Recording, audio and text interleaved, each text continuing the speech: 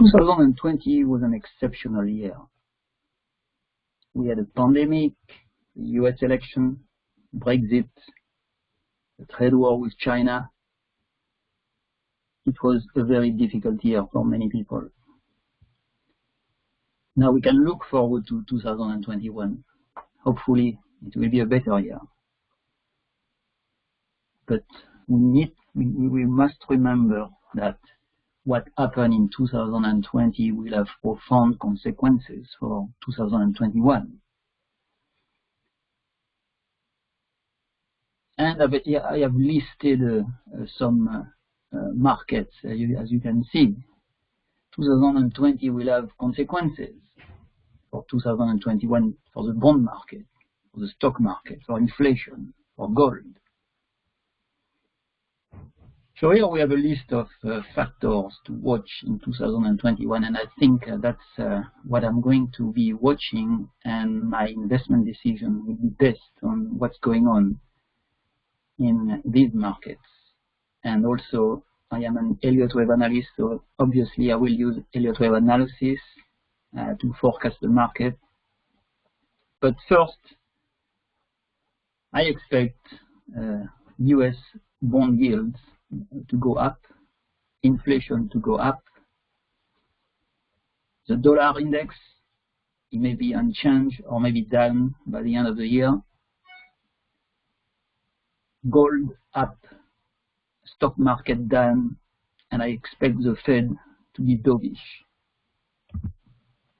What will the Fed do in 2021? There are three main things that the Fed can do. First, the Fed can continue to stimulate the economy via QE. The second thing it can do is taper QE, which means reducing its bond purchase program. And the third thing it is to stop QE and reduce its balance sheet. And this is called quantitative tightening. Right now, the Fed is in a difficult position because it has to stimulate the economy, and it's difficult to stop, and we will see why. So in 2021, I expect the Fed to continue to stimulate the economy and keep interest rates low. There are various things to consider, and we have to go back to the past. For example, at this stage, the economy is not strong enough. It is not strong enough to cope with higher interest rates, and for that reason, I think that the Fed is not going to stop QE. I think the Fed is going to continue to print money. It's going to continue to buy corporate and government bonds, because reducing its bond purchase program at this stage or even stopping QE would cause a stock market correction. It would cause something quite severe in the stock market. And we had an example in 2018. We had an example of what happened when the stock market, when the Fed raises interest rates and reduces its balance sheet. In 2018, that year, what we saw a quantitative tightening, which is when the Fed reduces its balance sheet. And at the same time, interest rates were rising. But very often you will hear the Fed say that the economy is doing well, and then they are going to start, when the economy starts doing well, they start raising interest rates, but sometimes it's a bit too early, like it was the case in 2018. And you can see from the first paragraph when that was at the FOMC meeting in May, And at the time, they saw that the labor market was strengthening and that the economic activity was rising at a solid rate. And that was the reason why the Fed started to raise interest rates. And at the time, the economy was stronger than it is today. Yet, it wasn't strong enough because, as you can see on the chart, that caused a 20% decline in the stock market. So you can see that the stock market went sideways for most of 2018, but then there was a rally I think it was in the fourth quarter, and then a complete collapse because we had a trade war with China, the quantitative tightening, and interest rates were rising. The quantitative tightening, if I remember, started at the end of 2017, if I remember. So reducing its balance sheet is not something that the Fed will do, because today the economy is weaker than in 2018. And then after that decline, that 20% decline in the stock market, the Fed made a U-turn. In January 2019, Powell hinted that the next move in interest rates would be down. And that created the massive rally that you can see starting in 2019. And later on, the Fed would stop quantitative easing. So the bull market resumed.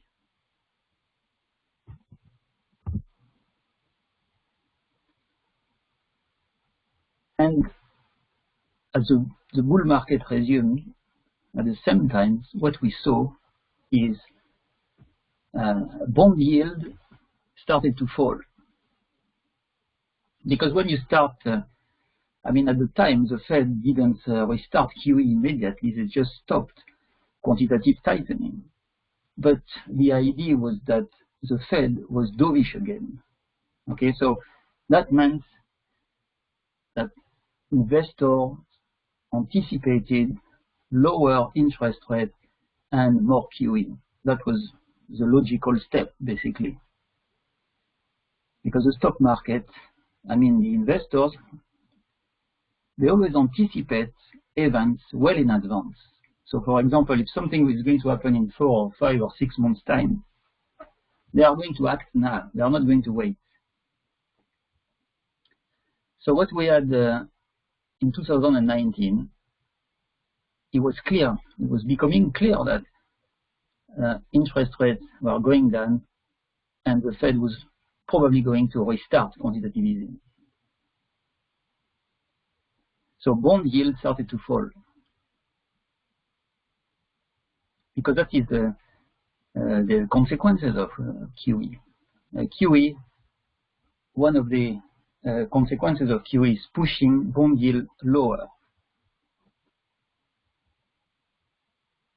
So bond yield fell in 2019, and then we can see another big decline here, and that was the pandemic. Again, activity, the bond yields are linked to the economy. If the economy is weakening, bond yields are going down. So we had a very big decline in 2019, a little bounce, and then another big fall in yields that ended near 0.5%. And that was caused by the pandemic. So a weak economy is bearish for yields, and a strong economy is bullish for yields.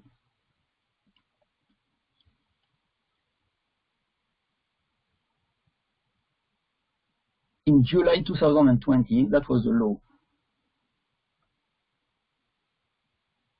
So why do we get a bounce now in yields? It's because, as I said, a stronger economy is bullish for bond yields.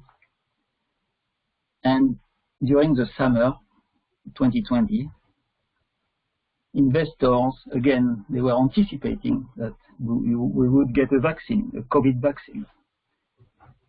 And because they always anticipate things months in advance, they started to push bond yield higher. Because when you have a vaccine, the economy is expected to become stronger. It's a reflation, increased output and spending, which is bullish for bond yield. So we've got a rally since July 2020, and this rally is still underway.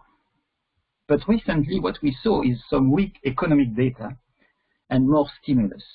Yet bond yields continue to rise, which is not normal. So that's why I'm saying alarm bells are ringing. Because normally, if you have weak economic data and more stimulus, bond yield should go down. But this is not happening. What we are seeing is bond yields going up again. So there is a problem somewhere. And it is important to look into it because, as I said, it is not normal for yields to go up when the economy weakens. And the Fed is talking about more stimulus, and also the government is doing a lot more fiscal stimulus. So alarm bells are ringing, because if yields are rising on weak data, what is going to happen when the economy becomes stronger and inflation accelerates? Obviously, bond yields are going to surge, because you have to remember that the economy is weak today.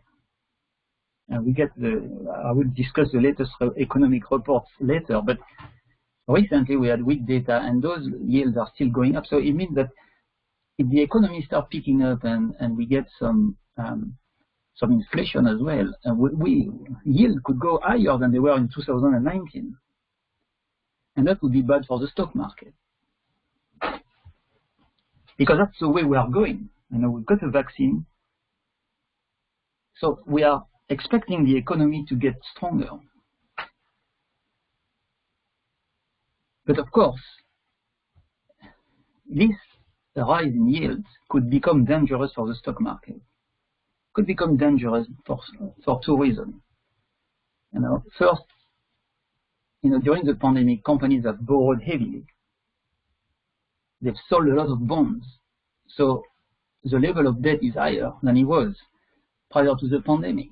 If yields are rising, it's going to cost them more. And secondly, when bond yields rise, people move money into the bond market. So basically what they do, they tend to sell shares because the return on bond is growing. The rates, the yields are going up, and a bond is safer than the stock market, investing in the stock market. So that's why they tend to buy bond and sell shares. As I said, the strength of the economy is linked to the rising bond yield.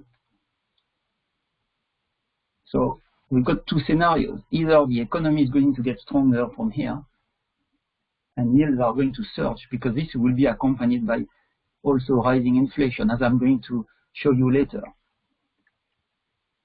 And the second scenario is if the economy gets weaker again. It's possible.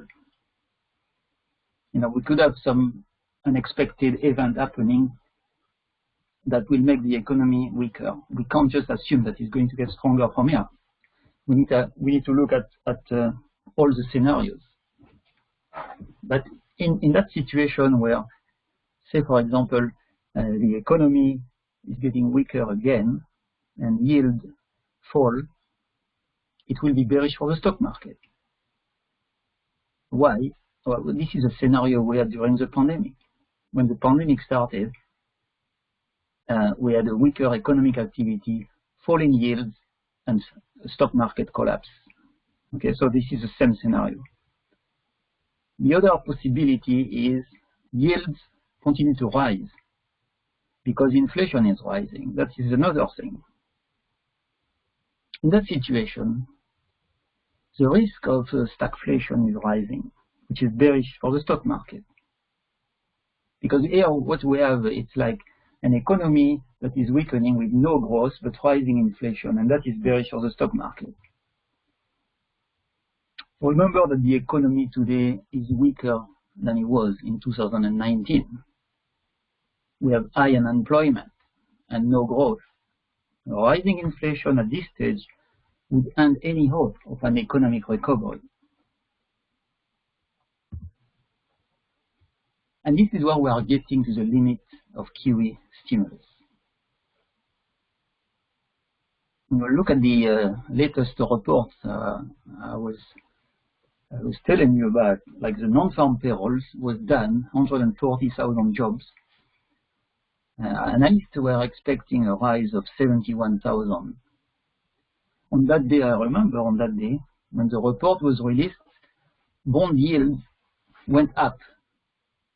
Why? That is the first question I asked myself, because when you have a weak economic report, the bond yields should go down, they shouldn't go up. But on that day, they went up. Then we had recently the latest retail sales, and this report showed that retail sales fell 0.7%. Analysts were expecting a flat number. So again, it was below expectation, and this is an indication that the economy is weakening. And of course, bond yields are still going up. They are not going down. So what is the reason behind the rise in bond yield on weak economic reports? It's very simple. It's the fact that people expect more QE. Because if you have a report that is weak, and it means that the economy is weakening, people immediately will think, oh, the Fed is going to do more QE. So a weak economic data equals more QE. And that's why yields are rising. They should go down, but they are rising because more QE means rising inflation. And that is the reason why yields are going up on a weak report, because people expect rising inflation. Rising inflation is bullish for yields. So what we are starting to see, in my view, is like the limit of QE. Because until now, QE was fine. It was stimulating the stock market more than the economy. Because when the Fed started to do QE, I think it was in 2009, we can see the stock market has been going up ever since. And what QE does is like really not stimulating the economy. It's more stimulating the stock market than the economy. And at the end, you get into a bubble situation because asset prices go up, but not the economy. It's like a disconnect between the stock market and the economy. So what is happening right now, today, is that we have a massive increase in QE since the pandemic. The level of QE was already very high prior to the pandemic, but since the pandemic, this amount has gone much higher. There is too much money in the system. And as this amount of stimulus continues to grow, there is a risk that, because this is boosting the money supply, there is too much money in the system. And the risk is that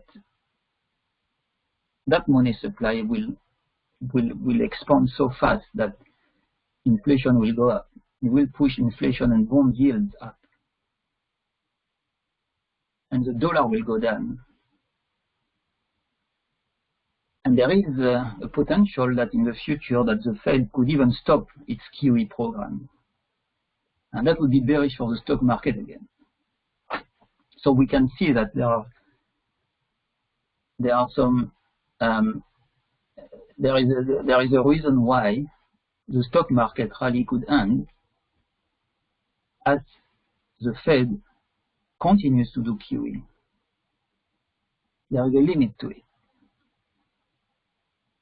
I am not saying that it will happen in the next month or two. It is something that is really, really difficult to time, but it will happen. There is a good chance that QE will no longer boost the stock market.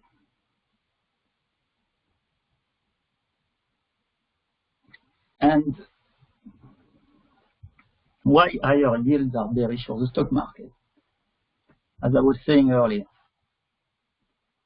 it will end what people call TINA, which is there is no alternative. Because if you remember, one reason why the stock market is going up,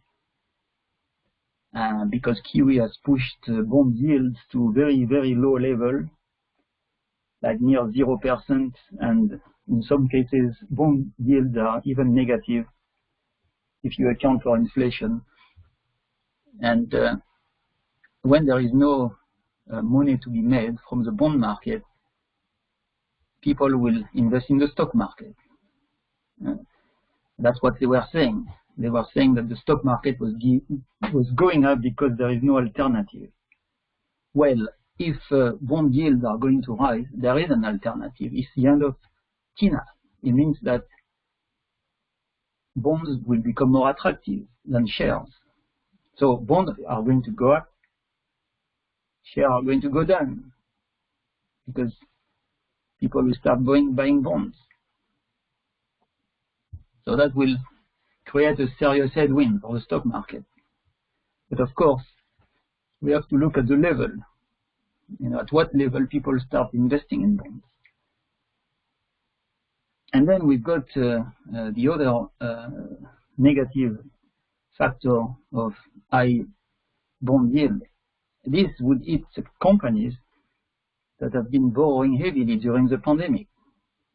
It's like during the pandemic, companies, a lot of companies quoted on the stock market have been issuing bonds, selling bonds, and the Fed is buying those bonds with money that they print.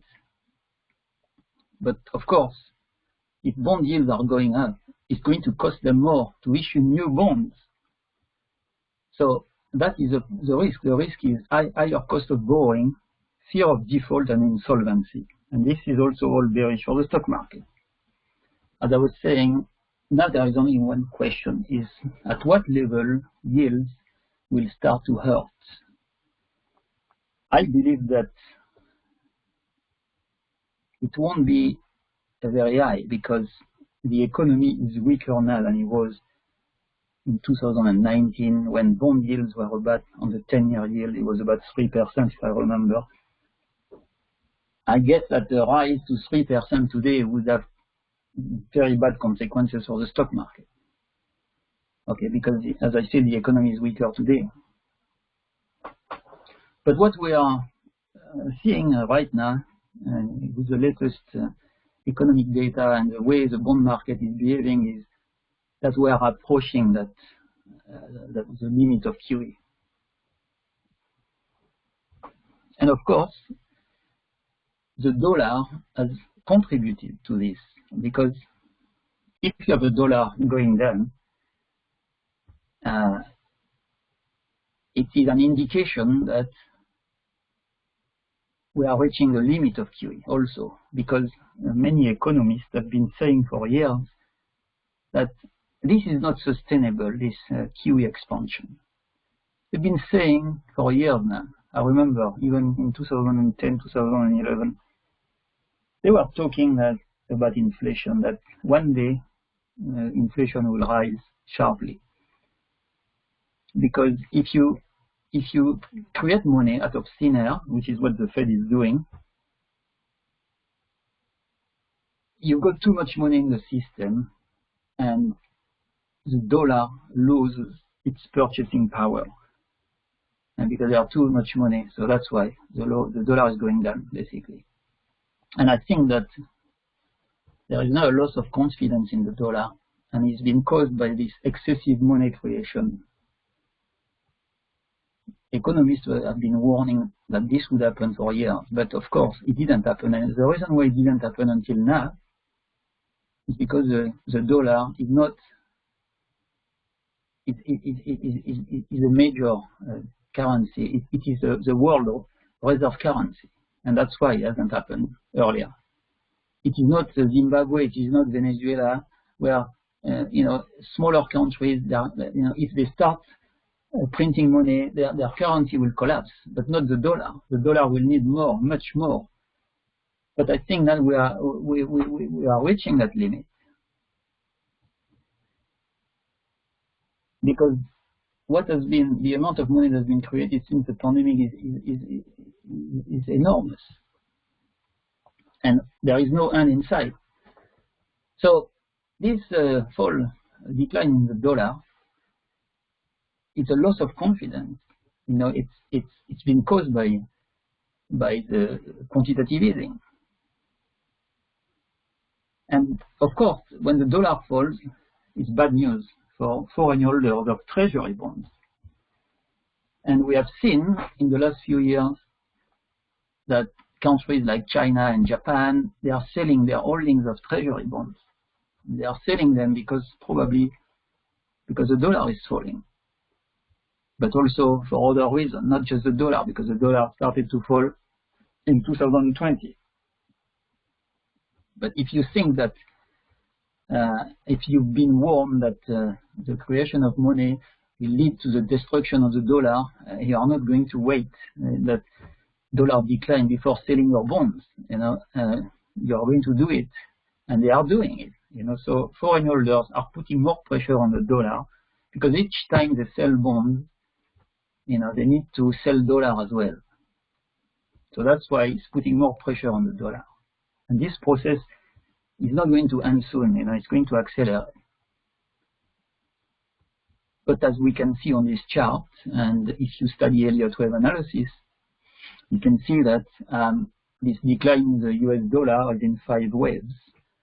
And basically, it's completed an Elliott wave on the way down, because an impulse wave is in 5 waves. And here we have the first wave, the second wave, third wave, fourth wave, fifth wave. And inside 3 and 5, we also have 5 waves, 1, 2, 3, 4, 5. And this is a structure of an Elliott wave. When the trend is down, declines are in 5 waves. And each wave will subdivide into 5 waves. So for example, the 5th wave here is also in 5 waves. 1, 2, 3, 4, and 5. So we've reached like a major low here. And I think that what is happening to the dollar is a rebound that will last for months. I don't know how many months. But I would say minimum 2, 3, maybe 4 months. Something like that.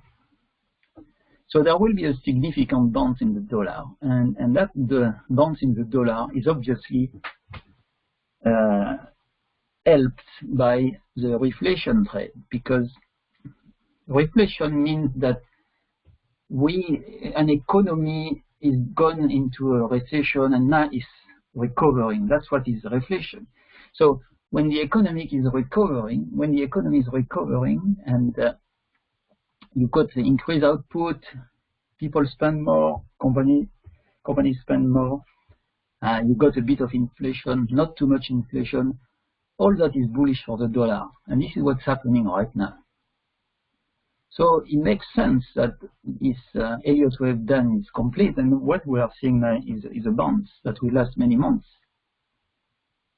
Of course, this could change, and that's why I'm always monitoring the markets, because if we see suddenly that there is weakness in the economy and it's going down again, then the dollar will stop. It will stop rallying. So, but that's what I do every day. I have to monitor the markets. In general, I don't like making long-term forecasts, because there are too many things that could come and change that, and that's why I don't. But sometimes, I have to tell people what I think. But of course, it's not guaranteed. But right now, I think that the dollar will continue to rally because of this reflation. And the dollar decline should resume after the rebound. So sometimes in the next, I would say maybe in the next 4 months, maybe this summer, we'll see the top of the bounce, and then the dollar will go down again So it's possible that the dollar will end the year more or less at current level. I mean, at levels near the low, at the bottom of the wave 5. But after 2021, I think the dollar will go down further. Inflation. Inflation is caused by the fall of the dollar, because if the dollar loses purchasing power, there is some inflation in the system. So the way you look at inflation is by looking at commodity prices, because they are priced in dollars. So if the dollar goes down, commodity prices go up. And here we've got a chart of the CRB index, and the CRB index is a chart of measuring the price of a basket of commodities. Okay, so we can see a big drop in commodity prices due to the pandemic. Obviously, because the economy stopped. If the economy stopped, people don't buy anything. They won't buy oil, they won't buy metal, they won't buy other commodities like copper, like wheat, everything goes down basically. So that's why we see that big drop in the commodity index. I remember even oil went to zero. The future contract went to zero, if I remember, and that was because the economy stopped. So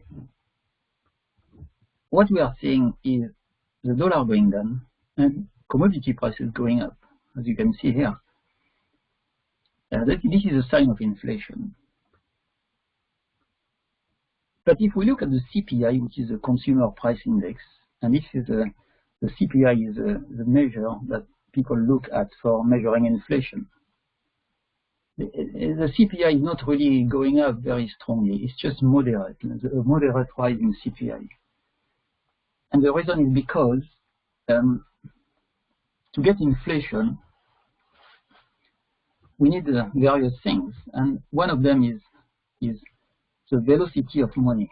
The velocity of money is a measurement of how fast money is moving. It means how fast transactions are occurring. For example, if I buy something from you, okay, and you take the money and you buy something from somebody else, and that person does the same immediately, the velocity of money is high because money is just used constantly, okay?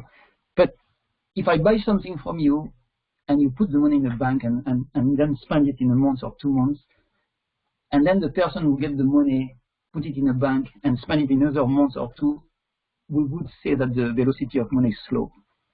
It is not moving fast. So basically, when the velocity of money is moving fast, inflation rises. And when the velocity of money is going down, inflation goes down as well. Okay? And what is happening right now, since the pandemic, the velocity of money has dropped. There has been a big drop in the velocity of money, and that's why inflation is not strong. Because what happened during the pandemic, after the first wave of the pandemic, obviously the economy collapsed and people were really worried about the future. And when they are worried about the future, what they tend to do, they tend to save money and not spend it. So at the same time, what we saw was a rise in the saving ratio, because the saving ratio shows that people are saving more. So that's why it's going up. And that's normal. It's normal because, as I said, if you are in a crisis and you are not sure to have a job and the future is uncertain, you are not going to go and spend money. You are going to save. So this action of saving contributes to the decline in the velocity of money. And that's why there is no inflation. So the inflation will probably come later, because it is when the economy recovers that people now will feel that they can spend. And this is when the velocity of money will increase as people spend more and faster. And that's when the inflation will start rising strongly. So my guess is that as we move forward and the economy, and we've got a vaccine for COVID, and the economy starts to recover, then we'll see inflation rising sharply. The CPI will rise sharply.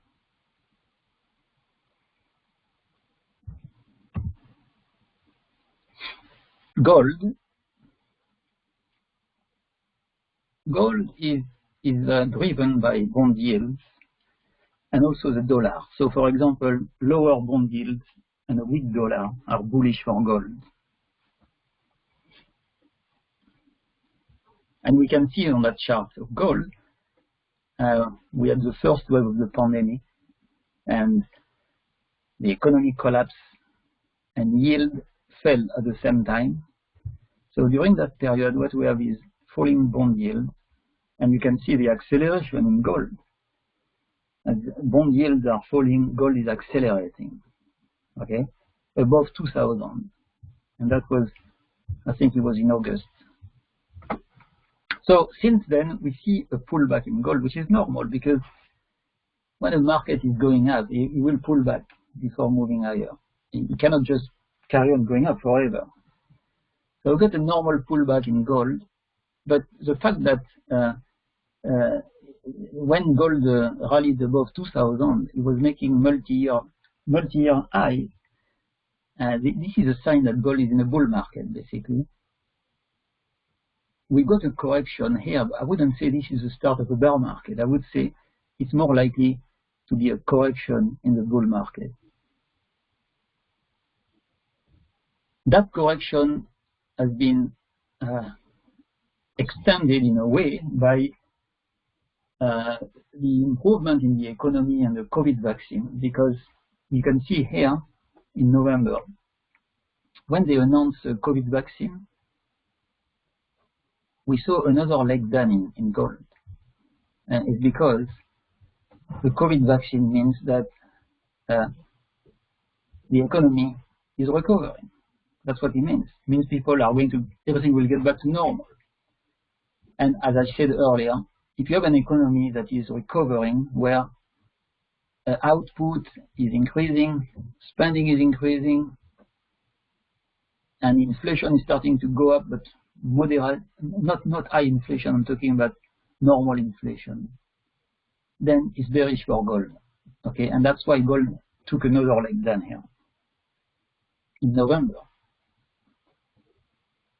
But then you can see gold is ready to move up again.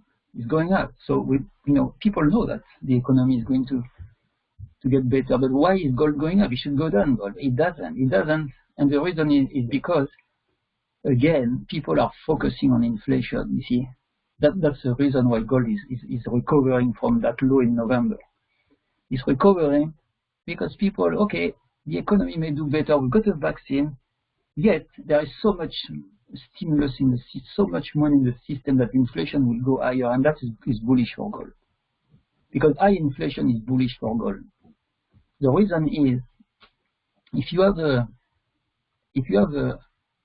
like a bond yield that are going up, and that's what is happening at the moment.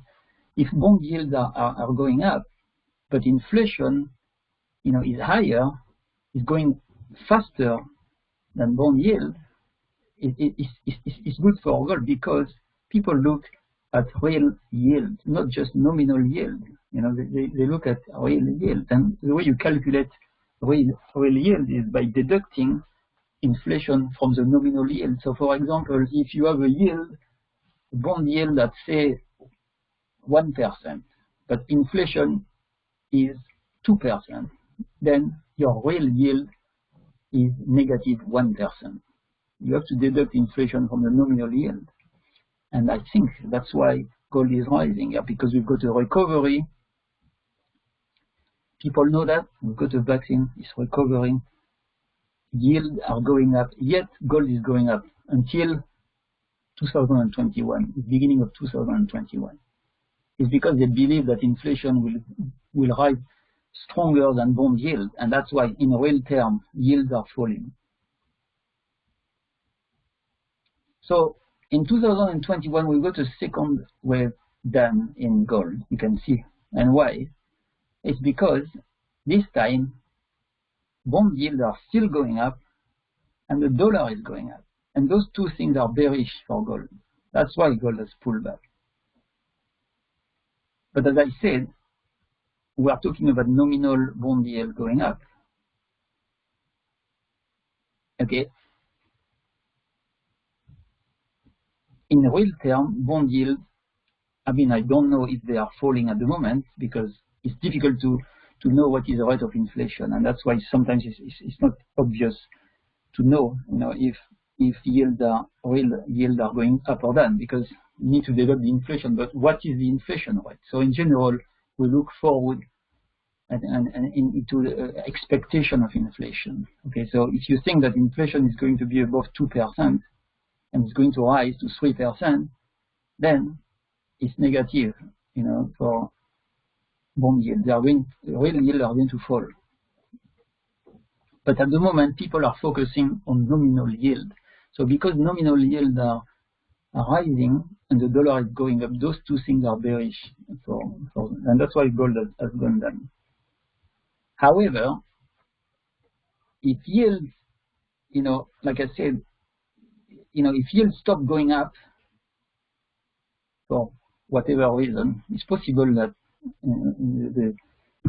the central bank, the Fed, could also cap yields. That means that they put a limit on how high they can go. That would be very bullish for gold. It would be very bullish because if yields are stable, which means that they are capped and they can't go to above a certain level, but inflation is still going up, then the real yield is going down and down and down. So it becomes very bullish for gold. So we can see that gold bull market is still intact because bond yield may go up, but inflation will rise faster, so real yield will go down. And even if the Fed caps yields, it's even better for gold because inflation, they can't stop inflation, so inflation will still go up. So that is very bullish for gold. And in the other scenario, if yield starts, if the dollar, the dollar rally is temporary, the dollar will resume its downtrend sometimes in the near future. That also will be bullish for gold. So it's possible there is a pause in the gold because the dollar is going up. It's possible that it will pause for a while, but then the bull market in gold will resume. So that's why I'm bullish on gold. And also, there have been situations where the dollar has gone up and gold has gone up as well. It's possible that the dollar and gold can go up together because it depends on what bond yields are doing. If you have a dollar going up, which is normally bearish for gold, but yields are falling or real yields are falling, then gold will go up with the dollar. So it's another scenario. And the stock market, in this environment, I think that the stock market, it may go up in the short term because we don't have that high inflation. Okay, so I think the reason why the stock market is still going up is because people are still focusing on QE and the fiscal stimulus, but they are not yet thinking about high inflation, and that's why the market is going up. I believe that the stock market will peak sometimes in the summer or maybe before the summer. There is like a kind of wide,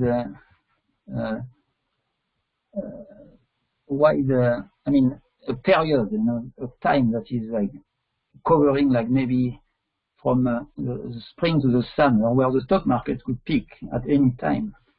But this will depend on inflation expectations, because as I said, and the rise in bond yield. So we have to monitor this situation really, because it's not easy to identify the top of a market that is in a mania, because the stock market is in a mania. And when you are in a mania, it's really difficult to find the top, okay? It could go on for longer than you think. So the stock market, I think, once the stock market peaks and inflation and bond yield are rising, I think there will be a severe correction, okay? I don't know how severe it will be, because you have to remember that this is all new. You know, we've never been through a pandemic. We've never been through like such a money printing exercise by the Fed that has reached a record level. We are in uncharted waters, really. Okay, so that's why it's going to be difficult to know how far the next decline will go, because I think that every time we get the stock market going up because the Fed is printing money, it creates a bubble, and that bubble bursts. So this one will burst again. We are in a mania phase, means we are near the top. What's going to happen is the bubble will burst, the stock market will go down, the Fed will intervene again with QE, more QE, stock market will recover, and we have the same thing. It means that a bit what happened in 2020. It means that the disconnect between the economy and the stock market grows again. Inflation and bond yield rise to level where the stock market rally is no longer sustainable, and you get another pop. You know, you get another stock market bubble bursting, and a new cycle starts again. So I think that in the long term, I see the stock market going sideways. The only difference with the past is that stock market crashes will become more frequent, because the Fed has not many options but printing money to make the stock market go up and to create the next bubble. So every time it's going down, like it did in 2020, the Fed will intervene and push the market higher, create a new bubble. That bubble will burst and a new cycle will start again. But over the long term, I think that the stock market is going nowhere. It's going to go sideways for many years. And in this environment where, you know, we can't invest for the long term anymore like before. You know, we cannot just buy and hold.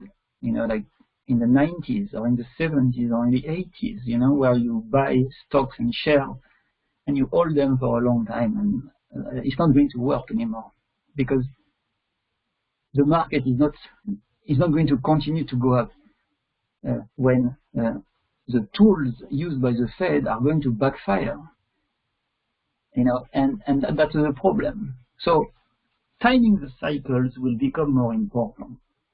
It will be critical, really, you know, to have a good understanding of the fundamental factors driving the prices, and also you need a good understanding of Elliott wave analysis, and that's what I do every day.